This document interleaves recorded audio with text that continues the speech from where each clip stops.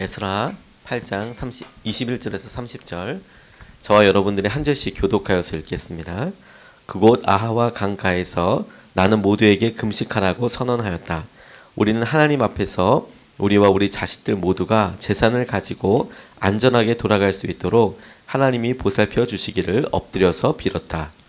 왕에게는 우리가 이미 하나님을 찾는 사람은 하나님이 잘 되도록 보살펴 주시지만 하나님을 저버리는 자는 하나님의 큰 노여움을 피하지 못한다고 말한 바가 있어서 우리가 돌아가는 길에 원수들을 만나게 될지도 모르니 보병과 기병을 내어 달라는 말은 부끄러워서 차마 할 수 없었다. 그래서 우리는 금식하면서 안전하게 귀국할 수 있도록 보살펴 주시기를 하나님께 간절히 기도드렸으며 하나님은 우리의 기도를 들어주셨다. 그때 나는 제사장들 가운데서 지도급에 속하는 사람 12 곧 세레바와 하사랴와 그대의 형제 10명을 뽑아 세우고 금과 은과 그릇들을 달아서 그들에게 맡겼다. 그것은 왕과 보좌관들과 관리들과 거기에 있는 모든 이스라엘 사람이 주 우리 하나님의 성전을 짓는 데에 쓰라고 예물로 바친 것이다. 내가 그들에게 달아준 것은 은이 650달란트요 은 그릇이 100달란트요 금이 100달란트요 전체의 무게가 1000다릭 나가는 금그릇이 20개요 귀한 금처럼 번쩍거리는 녹그릇이 2개였다.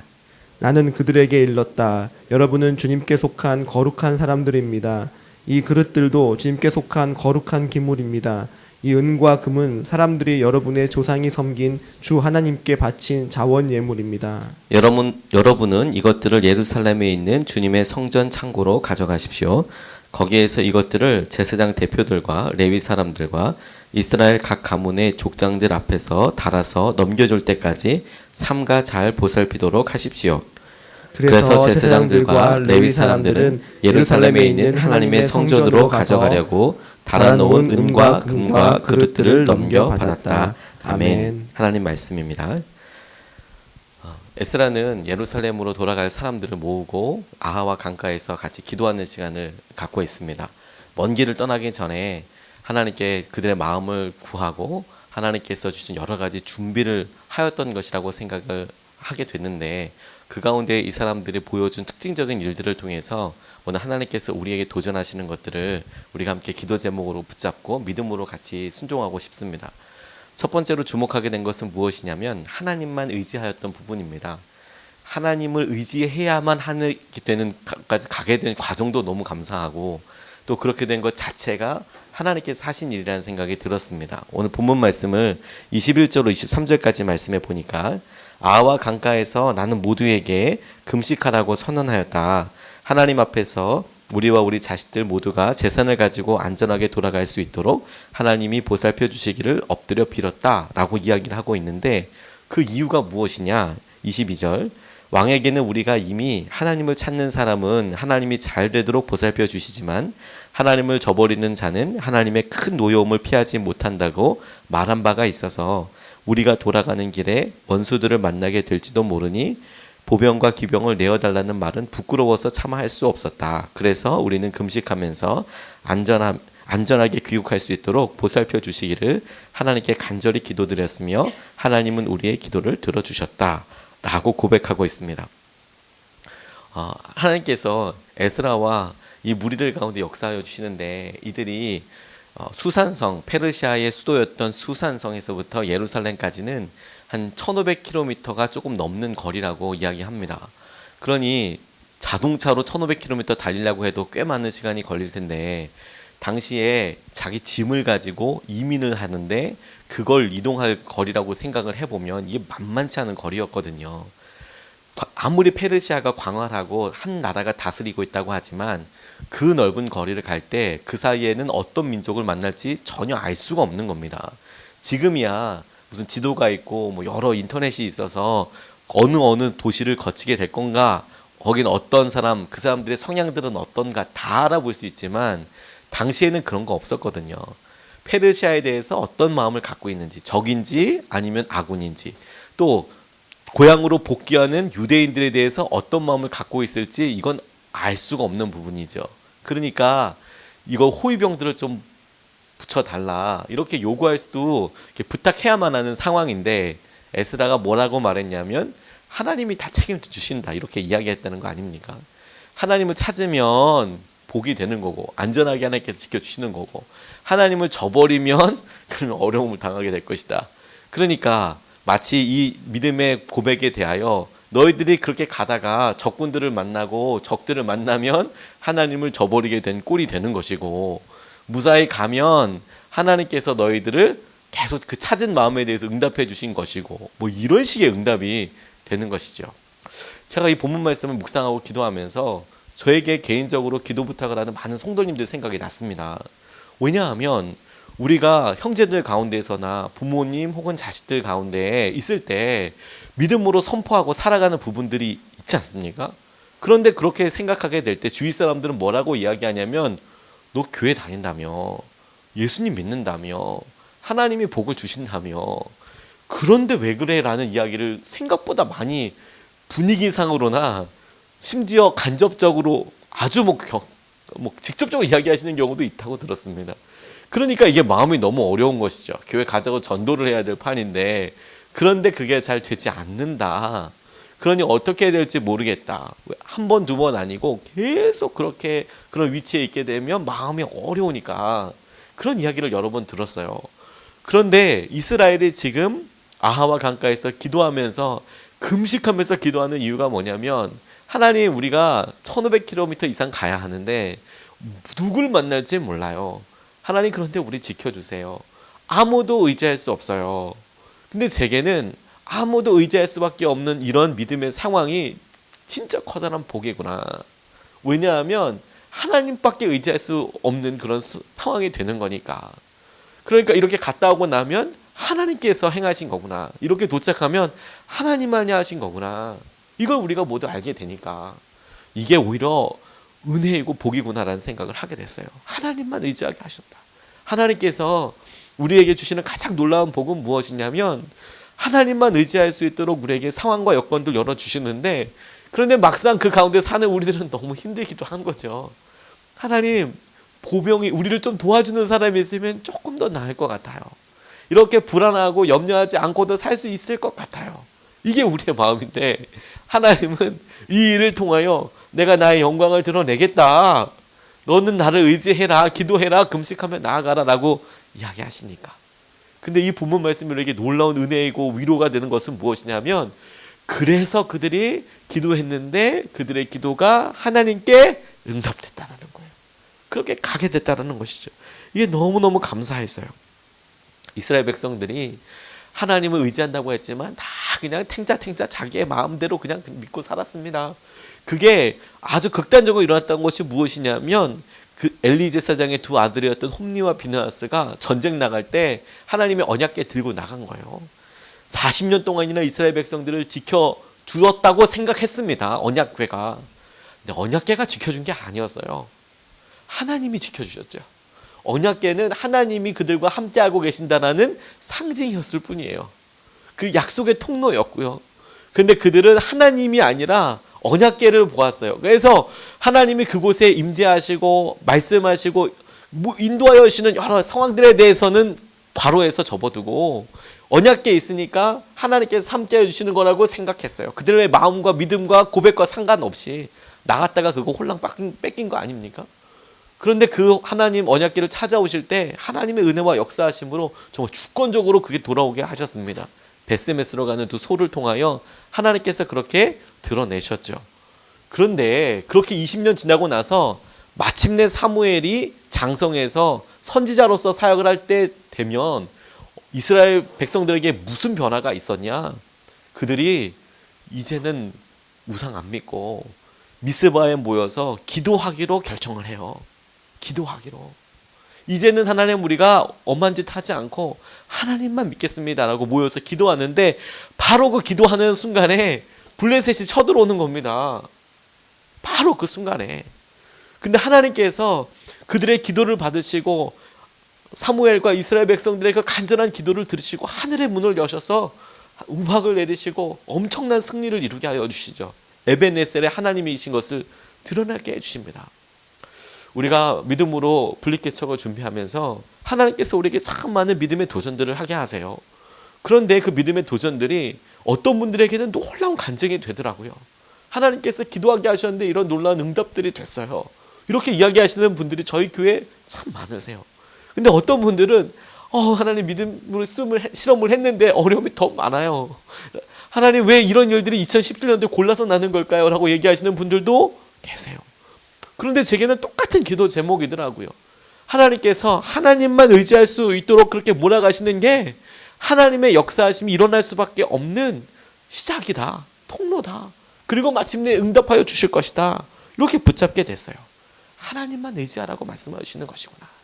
우리 교회가 재정에 있어서나 모든 것에 있어서 하나님만 의지할 수밖에 없는 상황으로 갔는데 우리가 이미 보고 있지 않습니까? 할 수 있는 게 없어서 하나님께 기도하고 하나님 저희가 속이 없어요. 그냥 하나님만 의지해야 돼요. 하나님께서 가장 좋은 것을 주신다는 것을 우리가 조금씩이라도 알고 있지 않습니까? 제게 간절한 기도 제목이 하나님 부스럭이라도 좋아요. 그런데 주인의 밥상에서 떨어진 거면 충분해요. 하나님 정말 부스럭이라도 괜찮아요. 덩이 아니 빵덩어리 떡덩어리 이런 거 아니어도 돼요. 하나님 부스럭이어도 주님께서 주시는 거 그거 먹게 해주세요. 그러면 충분한 거죠. 하나님을 의지하게 되고 하나님께서 행하시는 것을 우리가 보게 되겠다. 두 번째로 붙잡은 것이 무엇이냐면 하나님께서 우리에게 당신의 것을 맡기셨다라는 거예요. 24절, 25절, 30절 말씀을 보면 제사장들 가운데서 지도급에 속하는 사람 12, 25절에 하나님의 성전을 짓는 데 쓰라고 예물을 바친 것, 30절 제사장들과 레위 사람들은 예루살렘에 있는 하나님의 성전으로 가져가려고 달아놓은 금과 그릇들을 넘겨받았다. 이게 무슨 말이냐면 그들이 길을 떠날 때에 사람들이 자원 예물들을 많이 드렸거든요. 성전에 대하여 성전 짓고 그곳에서 예배할 수 있도록. 그런데 그것을 제사장들 그중에서도 제사장들의 우두머리들에게 이걸 맡겼다라는 거예요. 금과 은 그리고 엄청나게 많은 재물들을 맡겼다. 여러분 이게 좋은 걸까요? 나쁜 걸까요? 저는 이것을 묵상하면서 너무 마음이 하나님께서 이렇게 재밌는 생각을 우리에게 기도로 하게 하여 주구나라는 생각을 하게 됐어요. 여행 갈 때 가장 원칙적이고 가장 중요한 기준이 뭔지 아십니까? 무조건 짐이 없어야 한다는 거예요. 무조건. 짐은 무조건 없어야 한다. 아무리 호텔에 가서 자든 어떻게 가든 일단 짐은 없어야 된다. 짐 갖고 가보면 아십니다. 이게 힘들어요. 최근에 저희 성도님 한 분 중에서 유럽에 가족여행을 가신 분이 계셨어요. 어린 아이를 대동하고 오랫동안 정말 꿈꾸던 준비를 열심히 하셔서 이렇게 가셨어요. 신방 가는데 기도해달라고 부탁을 하더라고요. 너무 부럽고 좋아 보이더라고요. 그래서 기도해 드리고 여러 이야기를 물어보다 보니까 이제 뭐도 가져가고 상황이 있으니까 이런 얘기를 하시더라고요. 그래서 제가 그 얘기를 다 듣고 빙긋이 웃으면서 그 남자분에게 형제분한테 말씀드렸어요. 자, 그런데 너무 좋을 것 같은데 그거 다 누가 들죠? 이렇게 말씀을 드렸어요. 카시시 있어야 하고 이런 얘기를 하는데 그걸 다 누가 들까요? 혹시 상상해 보셨나요? 이제 그때부터 이분이 이제 상상을 해보고 나니까 이것이 다 나의 것이구나. 심지어 아이를 안기도 해야 되는 거구나. 그러니까 가트 끌고 업고 그리고 앞에 안고 이렇게 질질질 끓으면서 땀 삐질삐질 나고 이런 상황들을 상상해 보라. 이거 누가 져야 될 짐인지 잘 생각해 보라. 그때 이분이 정말 심각하게 짐들을 줄이기 시작하셨어요.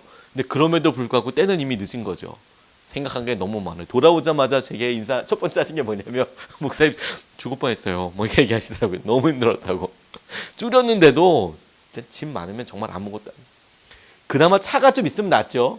근데 1500km를 지금 마차로 갈지 몸으로 들고 갈지 난 잘 모르겠습니다. 얼마나 있을지. 그런데 여러분 아무리 금이어도 아무리 은이어도 그거 무게 달아서 여러분들한테 옮겨달라고 이야기해 보세요. 금인 거 은인 거 아무 소용없어요. 다 정말 다 버리고 싶을 거예요. 마라톤에서 승리했을 때 어떤 한 병사가 엄청 뛰어왔습니다. 그때 당시에 그리스의 보병들은 중무장 보병이라고 그래서 갑옷들을 입었거든요. 근데 그 갑옷들을 입고 뛸 수 없잖아요. 그 책에 대해서 책에 뭘 벗었다 이런 얘기는 없는데 저는 그 장면을 떠올려 봤어요. 뭐부터 제일 먼저 벗었을까 이런 생각이 들더라고요. 군인들이 행군 오래 하다 보면 총부터 제일 먼저 버리고 싶어져요. 총을 버리고 싶어져요. 왜냐하면 총을 한쪽에 들어야 되는데 이게 이쪽에 들어도 무겁고 이쪽에 들어도 무겁고 어느 쪽에 들어도 무겁거든요. 요 총 하나 버리면 진짜 좋겠다는 생각이 딱 들어요. 딱 들어요. 이게. 그 다음에 이거 모자 하나 벗으면 진짜 좋겠다 이런 생각이 들어요. 조금만 가보면 그런 생각 들어요. 금과 은 무게 달아줬대요. 자기 거 아니에요. 하나님께서 이거 그대로 가져갔다가 성전에 그대로 다시 걷는 거야. 그리고 나눠줬어요. 이게 제사장들에게 축복이었을까요? 사명이었을까요?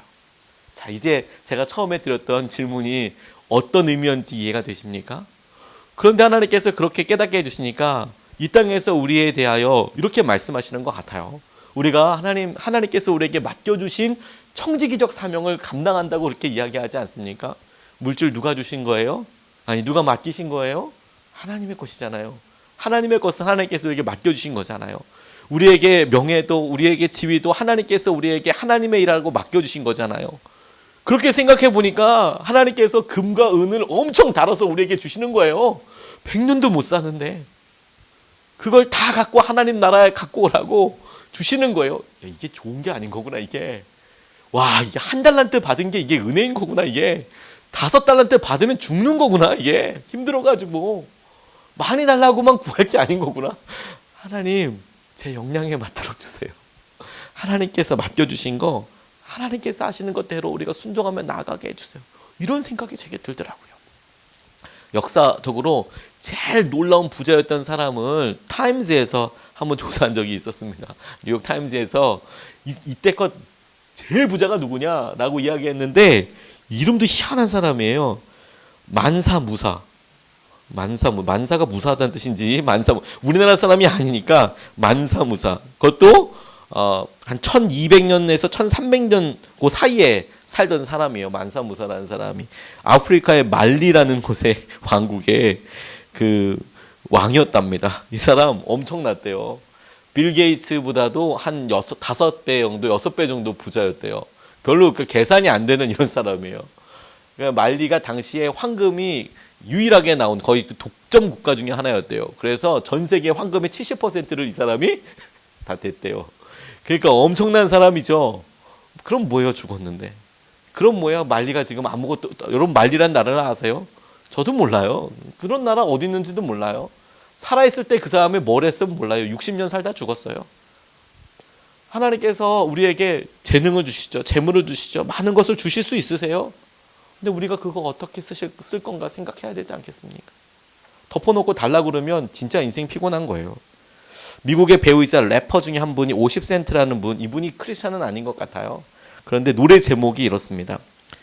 Get rich or die trying. 이게 뭐냐면 부자가 되거나 아니면 그렇게 되려 노력만 하다 죽거나 이런 뜻이에요. 부자가 되거나 아니면 실제로 부자가 되려고 노력만 하다가 죽거나 둘 중에 하나밖에 없다고. 근데 너무 잘 표현한 것 같아요. 부자가 되려고 막 하거나 부자가 실제로 되거나 부자가 되려고 노력만 하다 죽거나 이것밖에 없더라. 미국 사람들에서 후보도치 이야기한 게 그거더라. 하나님께서 이거 다 하나님의 것이고 하나님께 다 돌려드리고 가야 될 것이라고 이야기한다면 그렇게 이거 뭐 전부 다 하나님 지금 여기 수산성에서 나한테 저 금그릇은 내가 들고 가야 된다고 저거는 저 예쁜 건 내가 들고 가야 된다고 굳이 이렇게 이야기하면 예루살렘까지 나중에 죽을 날까지 1500km 가는 게 쉽지 않을 거라는 거예요.